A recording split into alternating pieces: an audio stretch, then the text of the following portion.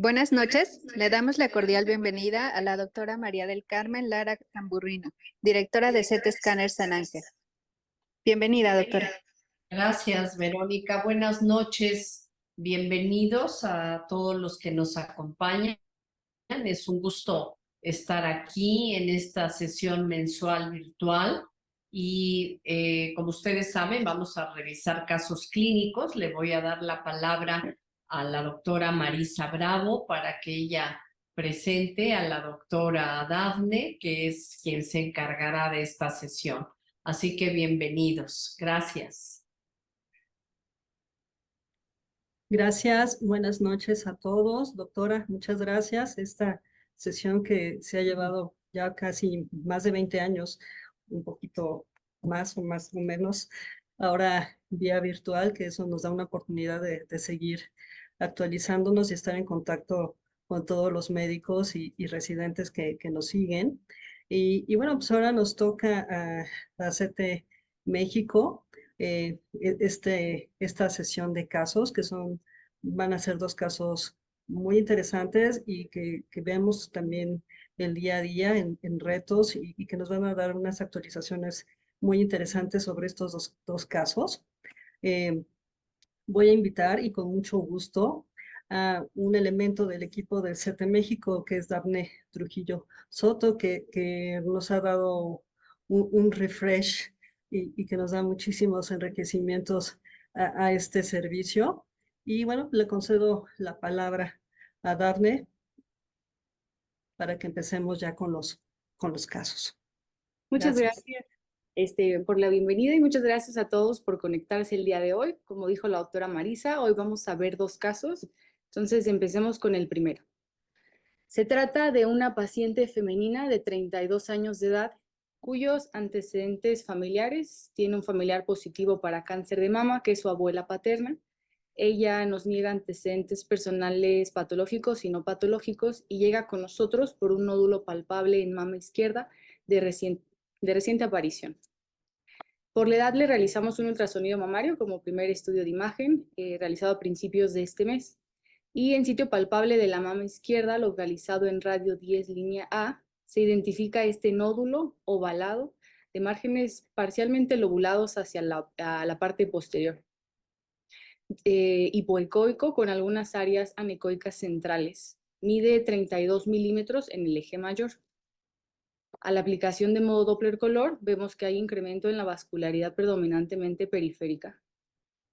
Dentro de los otros hallazgos que encontramos en el ultrasonido mamario de esta paciente, en mama derecha, radio 10 línea A, hay unos pequeños quistes simples de hasta 4.9 milímetros y también en mama izquierda, que coincide con otro sitio palpable y de dolor, se observa otro quiste simple de 7.5 milímetros. Ya que el nódulo que ella palpaba de mayor tamaño en radio 10 de la mama izquierda había crecido, nos refería a un crecimiento rápido, decidimos mandarlo a biopsia con un BRAF 4A como un nódulo hipoecoico lobulado, que era palpable, de aspecto indeterminado, y sugerimos biopsia guiada por ultrasonido, que se realizó a los pocos días. En esta primera imagen vemos la aguja que se localiza central al nódulo durante la biopsia. Y en la segunda imagen vemos esta imagen lineal ecogénica que nos representa el clip colocado post-biopsia. Y para corroborar la presencia del clip, pues realizamos también proyecciones mastográficas en CC y en lateral, donde vemos un tejido heterogéneamente denso que nos llega a ocultar un poco los márgenes de este nódulo ovalado de márgenes oscurecidos hacia la parte anterior. En este acercamiento logramos distinguir un poco más el borde posterior y vemos que también por mastografía es heterogéneo. Y vemos central el clip que acabamos de colocar. Patología nos lo reporta como una lesión esclerosante compleja asociada a hiperplasia ductal ordinaria sin atipia, hiperplasia fibroadenomatoide y adenosis simple. Por lo que nuestra primera revisión va a ser de lesiones esclerosantes. Estas lesiones radiales esclerosantes son lesiones benignas mamarias que histopatológicamente se caracterizan por fibroelastosis, atrapamiento de elementos epiteliales en el estroma hialinizado y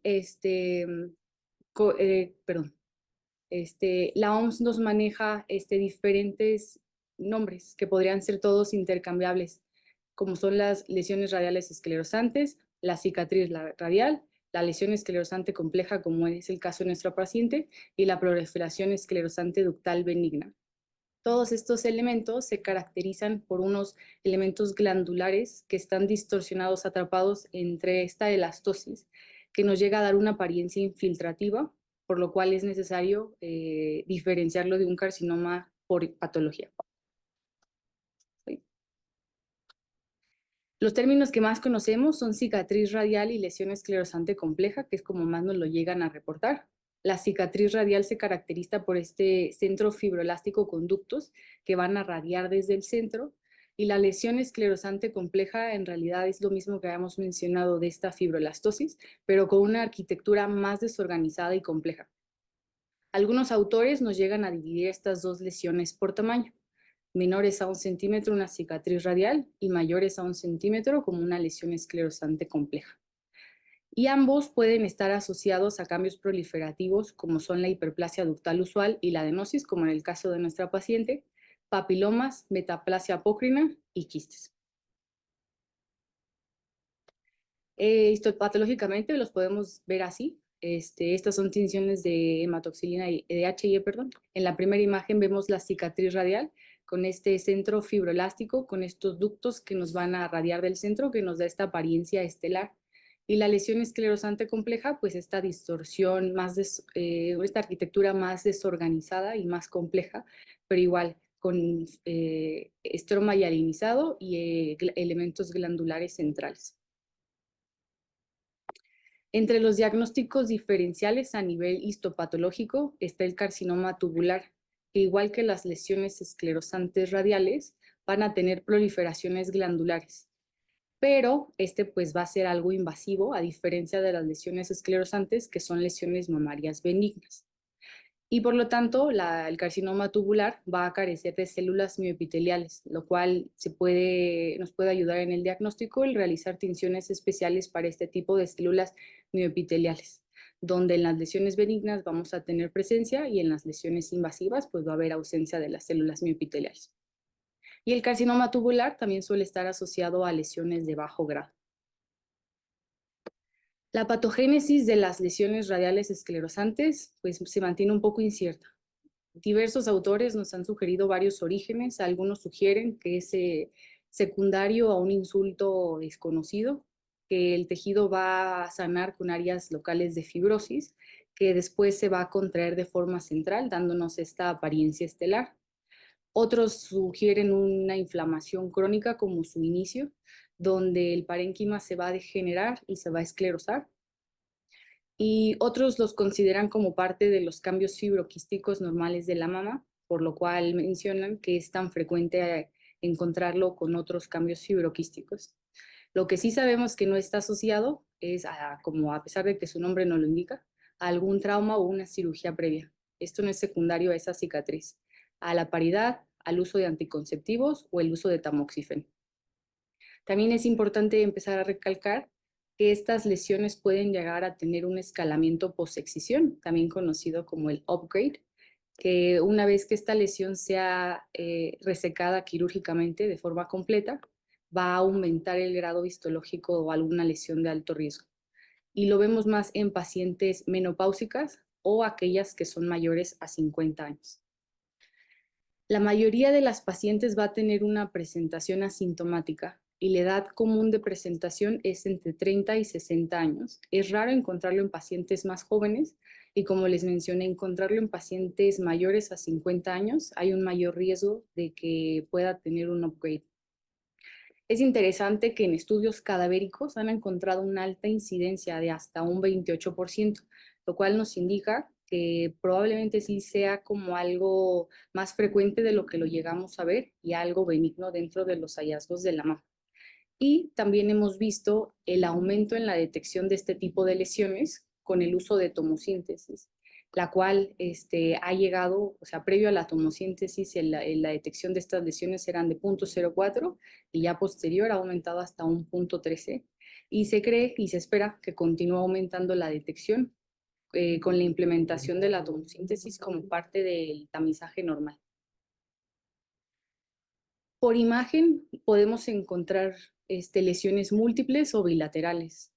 Y la forma más típica que conocemos en la que se presenta es como un nódulo espiculado asociado a una distorsión de la arquitectura con un centro radiolúcido, también conocida como una estrella negra, que no la va a diferenciar de una estrella blanca, que es este nódulo espiculado asociado a una distorsión de la arquitectura, pero con un centro de alta densidad, más frecuentemente encontrado en carcinomas invasores. Pero, como les quiero demostrar en este caso de la misma paciente, la proyección CC y la proyección MLO. En la primera imagen, que es la proyección CC, la flecha nos está señalando este nódulo espiculado con un centro radiolúcido. Pero en la proyección MLO no se identifica el centro radiolúcido, sino un centro de alta densidad, lo que sería una estrella negra y una estrella blanca en la misma paciente. Entonces, no es un signo patognomónico la estrella negra. Aparte, podemos encontrar de una forma menos frecuente que se presente como masas, como fue nuestra paciente, o calcificaciones. Y cuando está asociado a calcificaciones pleomórficas, pues el riesgo de que tenga un upgrade es mayor. Pero como también se asocia a patología benigna de la mama, como es la adenosis, la hiperplasia, podría ser asociada a otro tipo de calcificaciones, por lo cual la correlación histopatológica es necesaria. Este es otro caso de nosotros, una paciente que venía a tamizaje. Como se pueden fijar, es una mama heterogéneamente densa, lo cual nos disminuye la sensibilidad de la mastografía.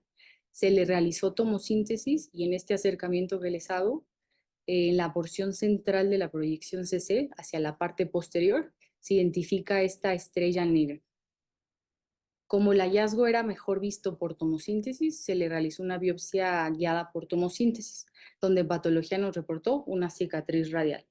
Entonces, mamas densas, pues también de preferencia el uso de tomosíntesis. Y pues el uso de tomosíntesis nos ha llevado a este aumento en la identificación de las distorsiones de la arquitectura. Y la biopsia por tomosíntesis pues nos permite un mayor porcentaje de este tipo de hallazgos, que ha llegado a aumentar hasta un 17%. Ahora, cuando las distorsiones de la arquitectura solamente las podemos ver por tomosíntesis, el riesgo de que esto sea maligno es muy alto. Entonces, no podemos descartar que esto solamente sea algo benigno. En este caso, es una paciente de 56 años que estaba en su tamizaje. En la tomosíntesis se descubrió esta distorsión de la arquitectura, vista en cuadrante inferior interno, y se le realizó la biopsia, que concluyó como una lesión esclerosante compleja. Por ultrasonido, estos hallazgos pueden ser no visibles o pasar desapercibido, por lo cual el realizar una exploración dirigida a los hallazgos que vimos por masto o por tomosíntesis nos aumenta el riesgo, la posibilidad de poderlos detectar y realizar la biopsia por ultrasonido. La forma que podemos también llegarlos a ver por ultrasonido es como una masa irregular hipoecoica de márgenes indistintos. Si se acuerdan, en nuestro caso era una masa circunscrita, solo lo que nos llamaba la atención era un margen lobulado hacia el borde posterior y el rápido crecimiento. Puede no tener reforzamiento, y cuando los hallazgos son visibles por mastografía y por ultrasonido, la probabilidad de que una distorsión sea maligna es mayor. Usando la elastografía en realidad no es de gran utilidad diagnóstica para poder diferenciar cuando sea algo benigno de algo maligno, porque este tipo de lesiones, si bien recuerdan, hacen mucha esclerosis, por lo tanto tienen una rigidez inherente y no es de gran utilidad diagnóstica la elastografía. Estos son diferentes imágenes de la literatura reportadas como lesiones esclerosantes complejas, todas. En la primera imagen podemos ver como un nódulo espiculado hipoecoico con sombra posterior. El segundo caso es un nódulo circunscrito, antiparalelo, también hipoecoico y con un poquito de sombra posterior. Y el tercer caso, una zona hipoecoica de márgenes indistintos, todos ellos reportados como lesiones esclerosantes complejas. En cuanto a la mastografía contrastada, se han realizado pocos estudios en este tipo de patologías y se ha visto que hasta un 40% de estas pueden realzar y el resto no. Por lo tanto, no hay aún hallazgos por mastografía contrastada que nos ayuden a diferenciar aquellos casos que sí van a tener un escalamiento post-excisión. Este es el caso que estamos viendo de una paciente de 41 años en su tamizaje, que en la parte en el tercio posterior de la proyección MLO se identifica una distorsión de la arquitectura. Se le realiza mastografía contrastada y se observa un realce no masa. Se le realizó biopsia guiada por tomosíntesis con reporte histopatológico de una lesión esclerosante compleja que posteriormente en la excisión quirúrgica completa de la lesión no tuvo upgrade. Por resonancia magnética, la apariencia puede ser variable. Hasta un 31% de las lesiones esclerosantes complejas sin atipia pueden permanecer ocultas por resonancia. La forma más común de presentarse por resonancia es como una masa irregular con un realce heterogéneo, donde también podríamos encontrar distorsión de la arquitectura. Y respecto al contraste, las curvas cinéticas son variables, con hasta un 50% presentando curvas tipo 1, un 11% curvas tipo 2 y un 39% curvas de lavado tipo 3. Esta es una paciente de la mama izquierda. Se había identificado una distorsión de la arquitectura en su mastografía de tamizaje. Se le realizó la resonancia magnética, donde se asoció esta distorsión a un realce no masa, e incidentalmente en la mama contralateral, en este caso la derecha, hacia las cuadrantes superiores, se identifica un nódulo que tenía una curva tipo 2. Se le realizó biopsia de las dos lesiones con reporte de cicatrices radiales las dos. Entonces, como habíamos mencionado, podrían ser hallazgos bilaterales e incidentales. En este caso, el de la mama derecha, solamente visible por resonancia magnética. Entonces, se ha intentado estudiar la utilidad de la resonancia magnética como parte del triage para pacientes que ya cuentan con biopsia y reporte histopatológico de lesiones esclerosantes radiales sin atipia, para decidir si estas pacientes van a excisión o seguimiento por imagen. Y se ha demostrado en un estudio que la resonancia magnética obtuvo un valor predictivo negativo de hasta un 97% para diferenciar qué lesiones eran benignas y cuáles malignas con la ausencia de realce. Como ya también hemos mencionado, este tipo de lesiones pues se llega a asociar con atipia y malignidad. Los cánceres más asociados son el carcinoma metaplásico y el adenocarcinoma escamoso, y la atipia pues a hiperplasia y al carcinoma ductal in situ, y estas las llegamos a ver más en lesiones de mayor tamaño. Algunos mencionan hasta 1 centímetro, de 0.6 a 1 centímetro, cuando solamente son visibles por mastografía y, como ya también hemos dicho, en pacientes de mayor edad. Entonces, el escalamiento que llegan a tener estas lesiones cuando ya son resecadas por completos ha variado. Estudios previos nos habían mencionado un upgrade de hasta el 45%, pero estudios más recientes han bajado esta tasa de escalamiento. Un metaanálisis de mucha importancia para nosotros radiólogos nos indica que el potencial de que sí sea una lesión que se escale una vez que sea totalmente resecada sin atipia es inversamente proporcional al tamaño de la aguja que utilicemos al momento de la biopsia. Agujas de menor calibre, como son 14 gauge, llegan a tener un upgrade de hasta un 5%, a diferencia de agujas de mayor calibre que llegan a tener un upgrade de 1%. Este es el metaanálisis para que lo puedan ver ustedes. Esto es un menor calibre y esto es un mayor calibre. Y aquellas lesiones que no tienen atipia, a mayor calibre, menor riesgo de que sean upgrade, tanto en lesiones con atipia como aquellas lesiones que sí tienen atipia. Y los factores que hemos visto asociados a que estas pacientes lleguen a escalar son la edad. Como comentamos, es raro presentarse en pacientes menores a 30 años, y pacientes mayores a 50 años es más frecuente que lo lleguemos a escalar. También la menopausia, lesiones de mayor tamaño, les digo, algunos lo mencionan hasta 1 centímetro, porque los carcinomas suelen estar periféricos.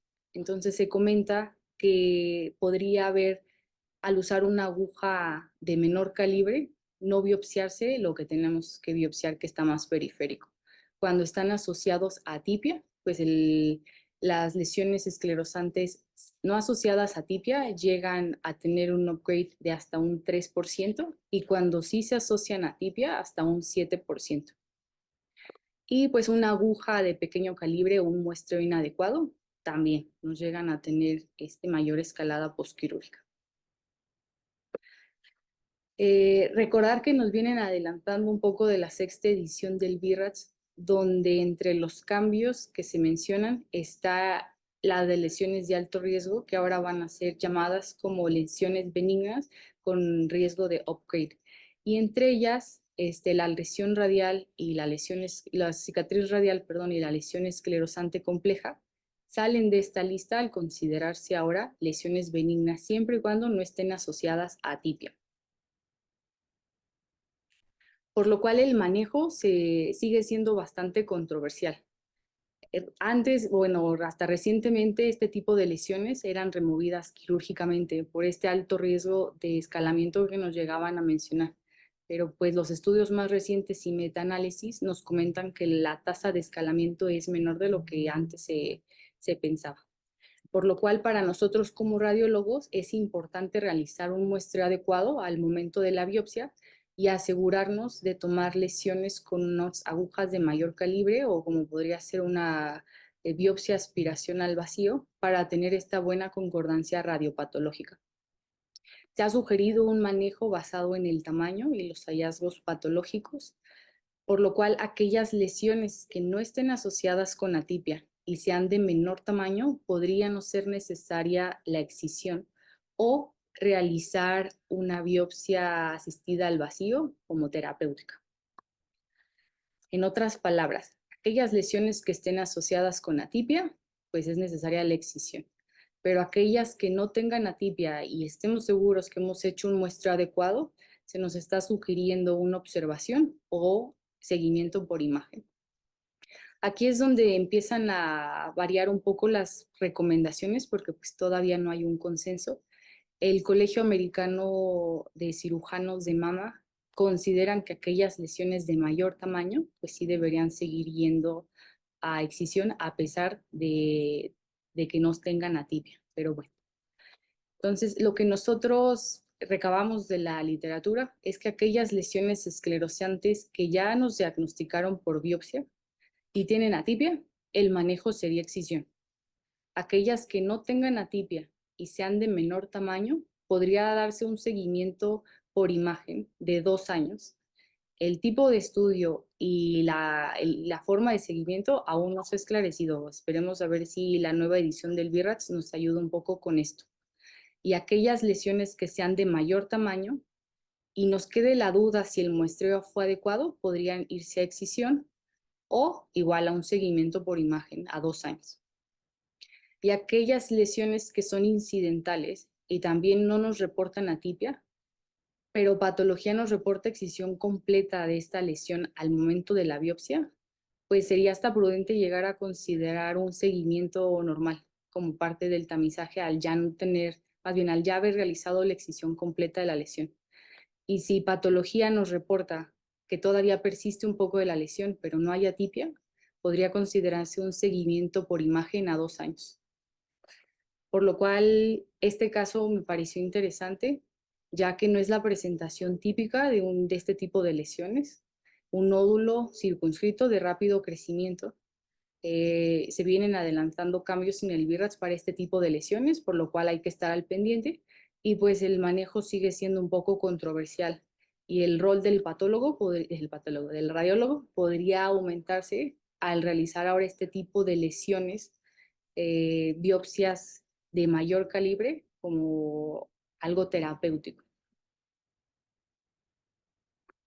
Muy bien. Bueno, siguiendo al segundo caso. 2 segunditos, Daphne, perdón por interrumpir. Lo que pasa, ahí surgió nada más una pregunta.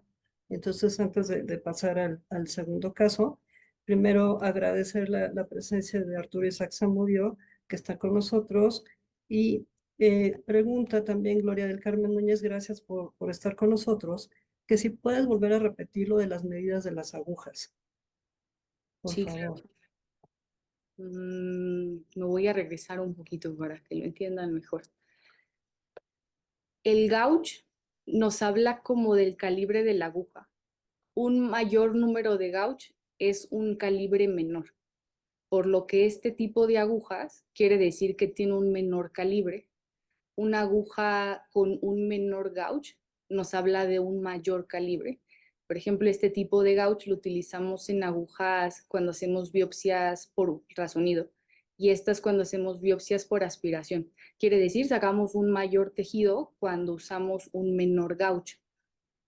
Por lo tanto, al sacar un mayor tejido, la probabilidad de que la muestra sea suficiente para el patólogo y que no nos tengamos que después hacer un upgrade es menor.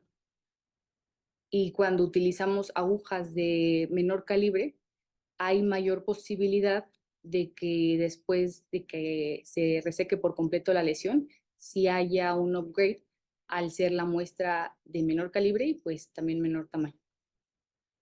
Se pueden hacer biopsias percutáneas de no contar con estereotaxia o biopsia por aspiración. Pues previo marcaje, pues si no se puede ver por otro método de imagen, pues sí. Porque la mayoría de estas lesiones, pues si no se ven por ultrasonido, no tenemos nada que biopsiar. Entonces, lo ideal sería escoger el método de imagen en el que mejor lo veamos para poderlo biopsiar. Si no es posible realizarlo, pues sí, sí podría realizarse en quirófano.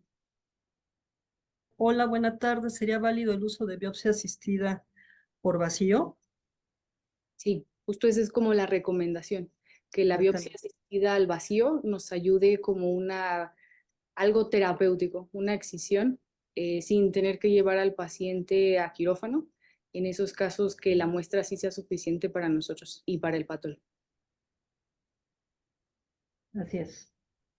Y si Doctora Lara, no podemos sé si quiere. agregar, Cita, si es posible, que bueno, áreas de distorsión de la arquitectura que no tengan traducción por ultrasonido, pues sí es importante hacer un procedimiento de biopsia con el calibre adecuado, como dice la doctora Dafne, pero sí con la ayuda de la estereotaxia.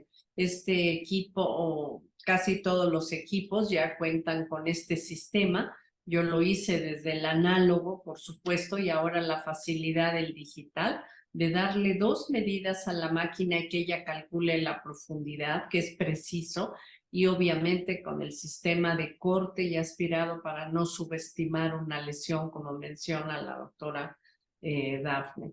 Entonces, sí, yo creo que la tecnología tenemos que contar con ella y seleccionar, como ya se mencionó, el método por el que mejor se vea, pero siempre y cuando contemos con toda esta tecnología. Si no, pues tendremos que volver a la excisional previo marcaje como hacíamos antiguamente.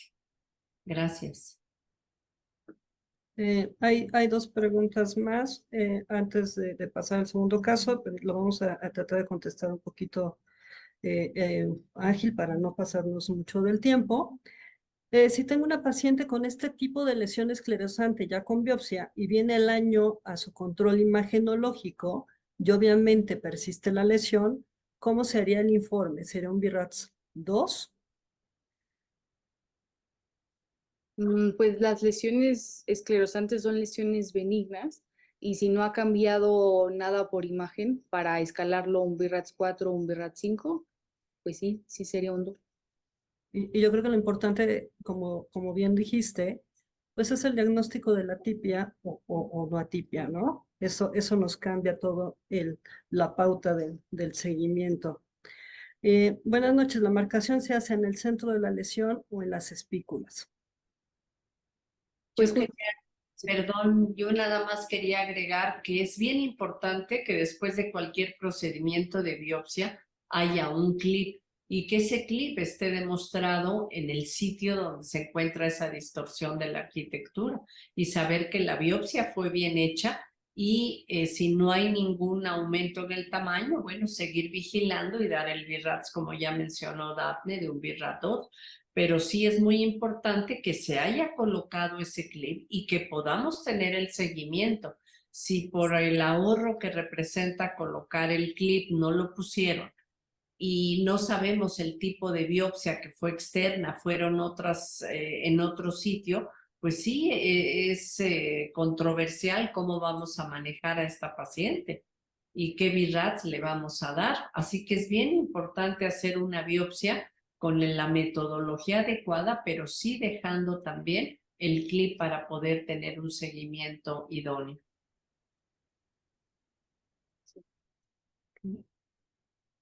Listo, yo creo que ahora sí podemos pasar al segundo caso y si surgen más preguntas las contestamos al final.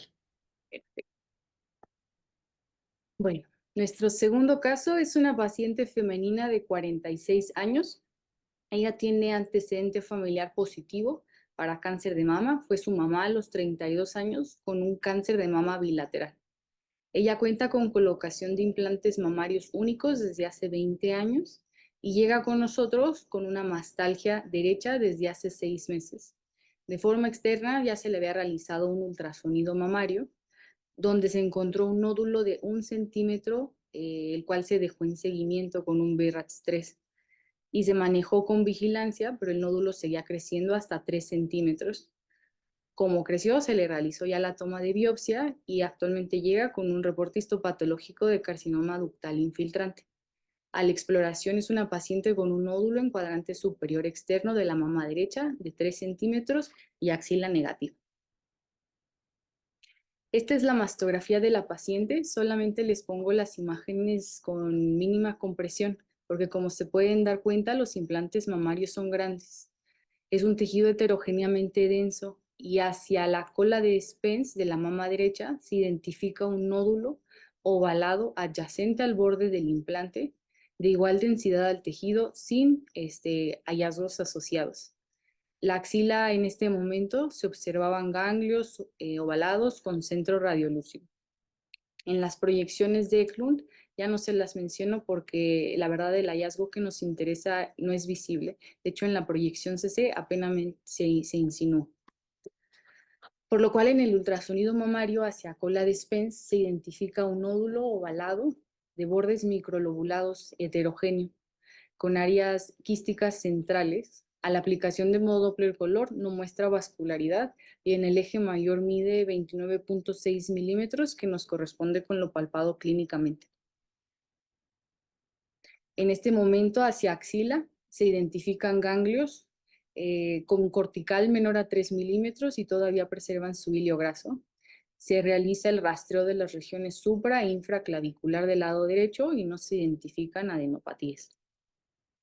Entre otros hallazgos encontrados en el ultrasonido mamario, hacia mama izquierda se identifican 2 nódulos, uno en radio 1 a 5 centímetros y el otro a radio 10 a 3 centímetros.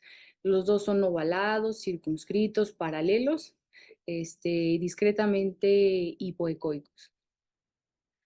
Y hacia axila los ganglios son de características normales ovalados con su hilo graso central y la cortical delgada. Como ya les mencioné, el nódulo hacia cola de mama derecha ya había sido biopsiado con un reporte de carcinoma ductal invasor sin patrón específico.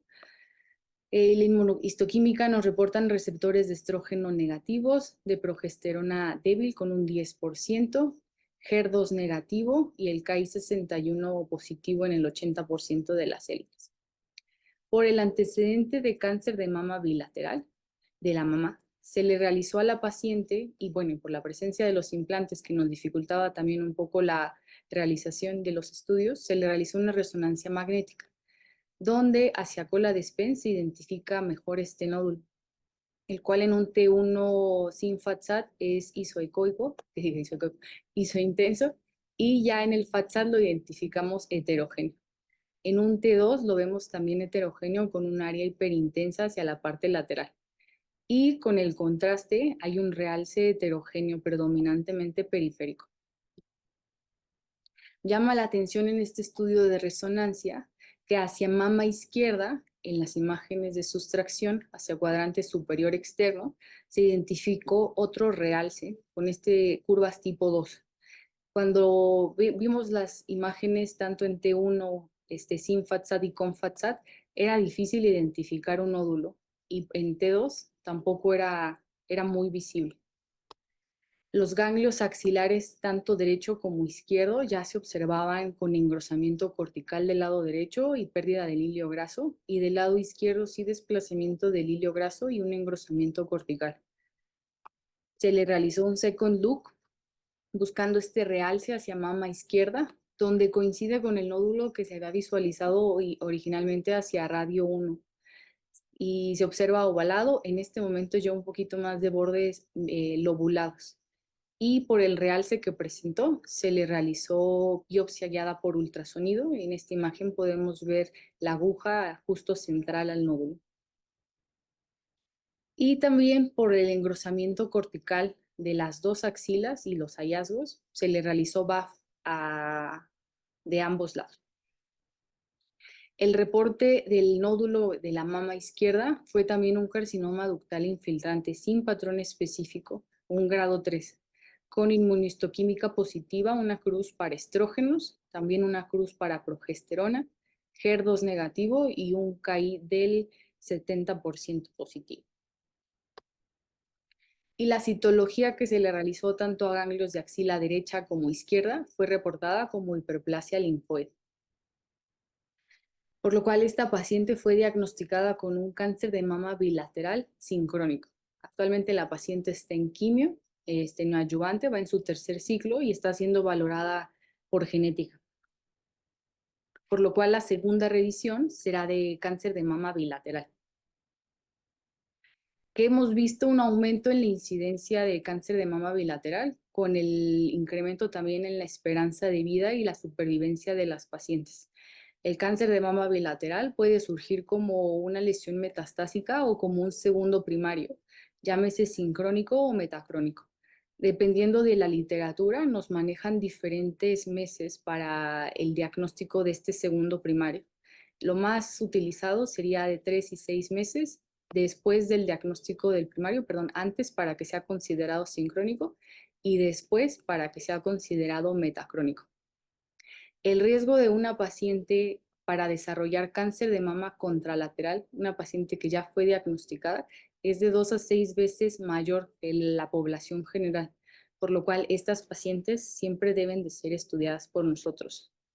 La incidencia es muy variable. Algunos nos llegan a mencionar hasta un 12%, en general se menciona cercano a un 3%, siendo el más frecuente el metacrónico, seguido por el sincrónico. Y hasta un 2% de las pacientes puede llegar a presentar histopatológicamente diferencia entre el primario y el segundo.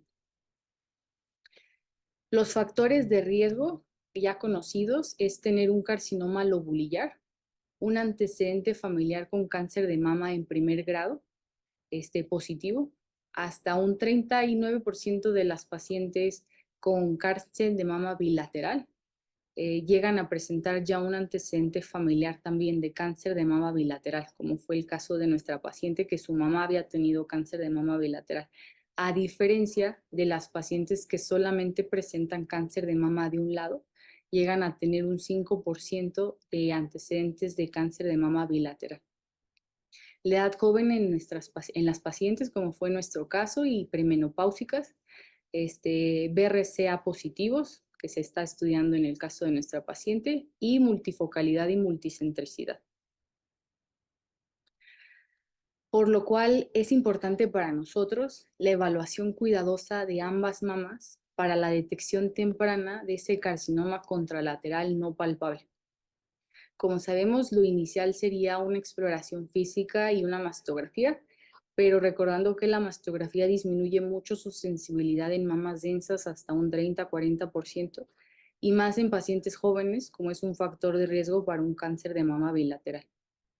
Por lo cual es necesario complementar la mastografía, tal vez con un ultrasonido y otras herramientas que tengamos como tomosíntesis, Doppler y elastografía, para poder detectar esos cánceres por imágenes que aún no son clínicamente palpables.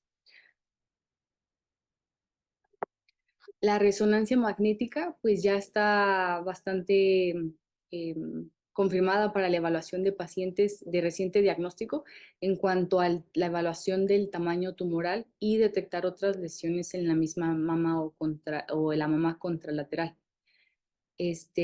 También la resonancia magnética nos ha demostrado ya que en cuanto a carcinomas ocultos, ya sea clínica o mastográficamente, pues mejora la incidencia de estos carcinomas.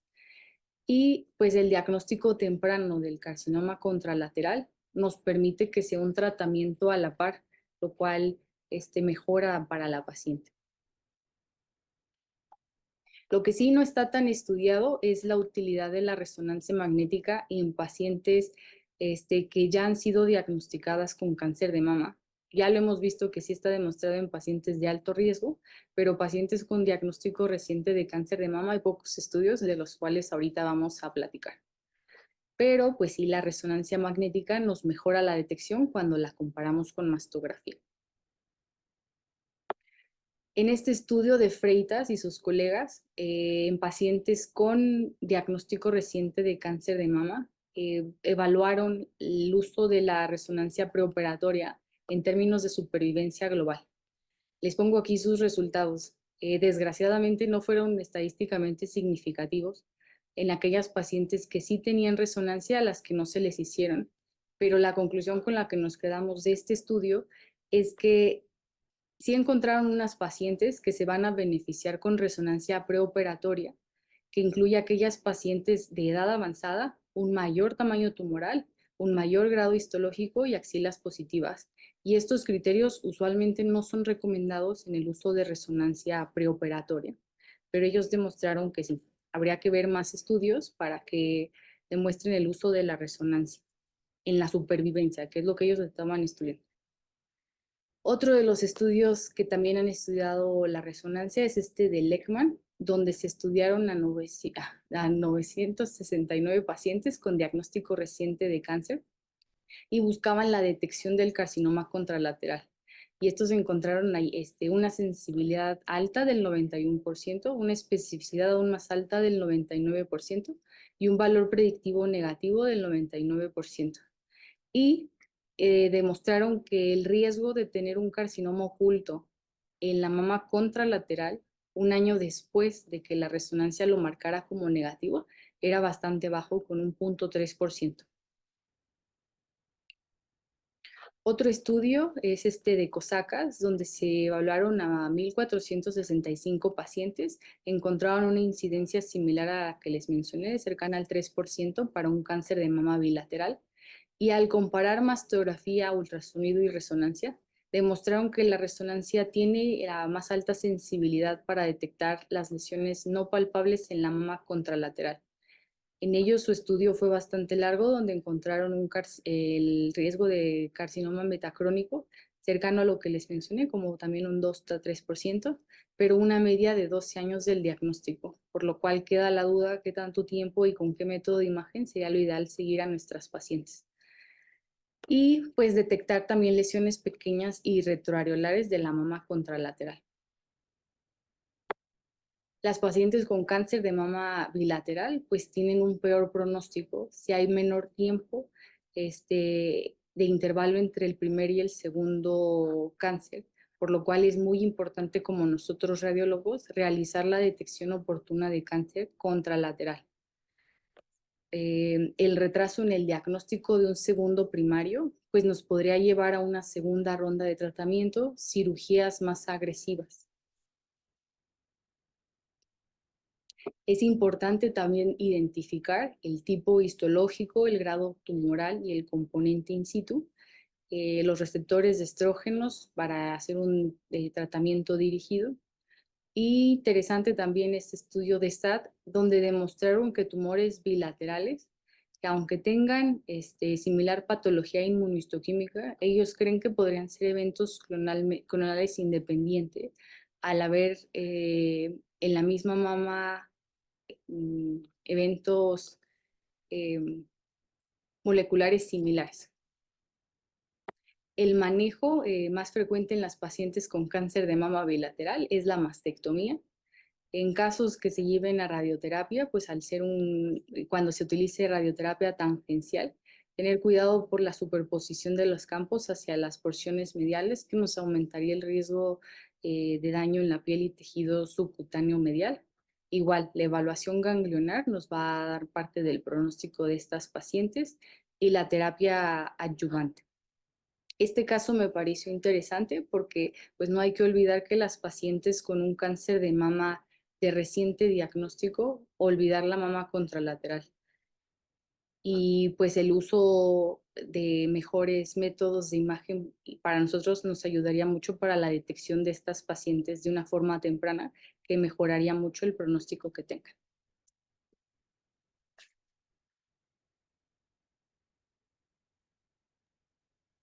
Gracias, Darne. Excelentes revisiones. Muy bonitos casos.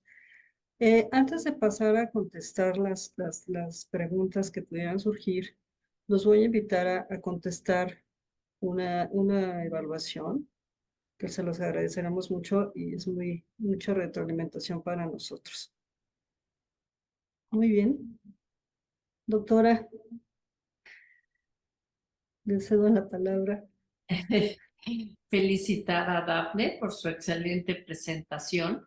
Y bueno, quisiera agregar que la tecnología ha evolucionado y todavía persiste en algún ambiente de médico la posición de que tenemos más dosis de radiación con la tomosíntesis. Y quisiera aclarar que sí, en efecto, empezó con mayor dosis de radiación, pero que desde el 2013, creo, apareció la sintetizada, donde la dosis de radiación es la misma, la imagen tridimensional de la tomosíntesis con la bidimensional, y nos hace encontrar estos casos, como ya mencionó la doctora Dafne, y hemos aprendido en lo personal a reconocer estas áreas de distorsión de la arquitectura, y nuestra obligación, debido a la frecuencia que ya mencionó también la doctora, es pensar en cáncer realmente, pero tenemos que tener el conocimiento de todas otras patologías, como ya se han revisado, que no son malignas, pero que obviamente nuestra prioridad es la detección del cáncer mamario. Y sí, de veras, a través del tiempo y evaluando tantos métodos que me ha tocado vivir, creo que la tomosíntesis para mí es uno de los avances tecnológicos mayores en la mastografía. Y la integración de esta tecnología con la biopsia pues ha sido maravilloso, porque a veces no hay traducción por otros métodos. Así que la integración de las estereotaxias con la tomosíntesis ha sido otro plus. Sería mi comentario y reiterar la felicitación de la presentación de Dafne. Gracias.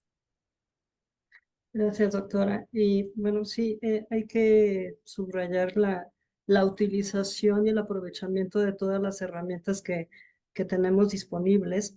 O sea, habrá lugares donde no cuenten con estas herramientas, pero pues los que contamos con ellas, afortunadamente, pues tenemos que aprender a utilizarlas y a utilizarlas correctamente para mejor atención de la paciente, ¿no?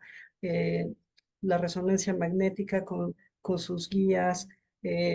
Mi pregunta, Dafne, sería, ¿qué opinas de la mastografía con contraste en el segundo caso de la multifocalidad y de la bilateralidad? Pues al final de cuentas es otra herramienta diagnóstica que tenemos para ayudar a nuestros pacientes. Sí, la resonancia magnética pues está un poco limitada, tanto en costos como en indicaciones, o sea, y para poder entrar a la paciente. Y la mastografía contrastada se convierte en una alternativa para poder también evaluar a nuestras pacientes con sospecha de un cáncer de mama bilateral. Quisiera agregar que ¿cuál sería la pregunta? ¿Cómo seleccionamos a quien, por ejemplo, que viene a hacerse una mastografía, le proponemos o no un estudio de tridimensional, que es la tomosíntesis? Pues ya lo mencionaba también Dafne, la densidad mamaria. En mama densa es de utilidad esta tecnología que nos permite ver esta sutileza de pérdida de la arquitectura normal y que pues son cánceres infiltrantes o estas patologías como lo ha revisado la doctora, que pueden coincidir con patología maligna también, aunque la mayoría son buenos. Entonces, sí seleccionar cómo, viendo sus estudios previos, a quién se le propone una mama grasa, no va a ser útil proponerle la tomosíntesis, pero mama densa, que son la mayoría de nuestras pacientes en México, sí es de utilidad. Y pensar que pues es la misma dosis de radiación que la bidimensional. Si queremos sumarla después a tomar una tomosíntesis, bueno, pues ahí sí ya estamos sumando la dosis de radiación, pero si es en el momento, si nos permiten tener los estudios anteriores y ver factores de riesgo, obviamente, y ver la densidad de esa mama, va a ser de gran utilidad. Así es. Dafne, ¿algún comentario? La tomosíntesis, concuerdo con usted, doctora, ha sido una de las herramientas más importantes y más indispensables con las que contamos hoy en día. Y la tendencia en cuanto a la imagen y a los estudios de imagen es la personalización. Entonces, en esta personalización, pues, es conocer la historia o los antecedentes por imagen de la paciente, cuál es el motivo por el que acude, cuáles las molestias que presenta en ese momento, y en el momento en que acude con nosotros, pues tratar de hacer una integración diagnóstica con todas las herramientas que podamos tener disponibles para ese caso en específico. Y bueno, y la comunicación también con el equipo multidisciplinario, la comunicación que tenemos con los clínicos es fundamental y es lo que nos ayuda también a tener mejores diagnósticos, mejores tratamientos y mejores oportunidades de vida para nuestras pacientes.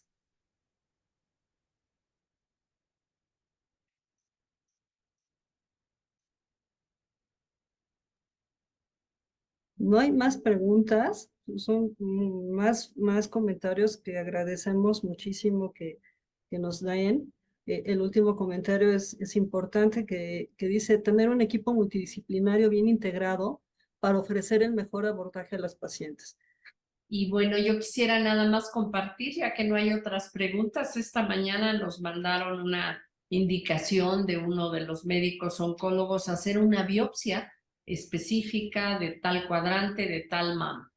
Y de veras hemos aprendido a través del tiempo que tenemos que ver integralmente a la paciente.